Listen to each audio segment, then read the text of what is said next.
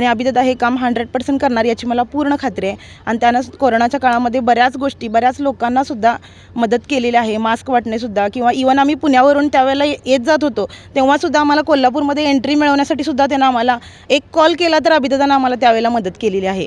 म्हणजे इतका हक्काचा आहे.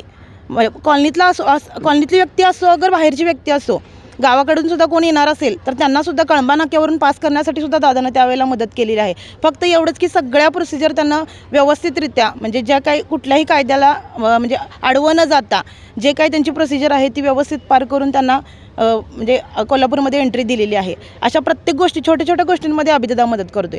त्यामुळे आम्हाला असं वाटते की ह्या वेळेला महानगरपालिका निवडणुकीमध्ये अभि खतकर यांचाच विजय व्हावा आणि आम्हाला स्थानिकचा एक उमेदवार निवडून आलाच पाहिजे, जेणेकरून आमच्या प्रभागातल्या रस्ते, गटरी, पाणी, लाईट ह्या ज्या काही सुविधा आहेत त्या सगळ्या आमच्या म्हणजे प्रॉब्लेम सॉल्व्ह होतील. यासाठी आम्हाला अभि खतकर यांचा विजय व्हावा असं वाटतं. म्हणजे पर्सनली माझं उदाहरण घ्यायचं झालं तर मी त्या कॉलनीत लहानाची मोठी झाली आणि तो प्रत्येक समस्येला, प्रत्येक माणसांच्या पाठीशी उभा असतोय. त्यामुळं आणि आम्ही असे प्रॉब्लेम सोडवताना त्याला पाहिलेलं आहे. त्यामुळं एक विश्वास आहे मनामध्ये की तो निवडून आला तर हे सगळे प्रॉब्लेम सोडवण्याचा नक्की प्रयत्न करेल.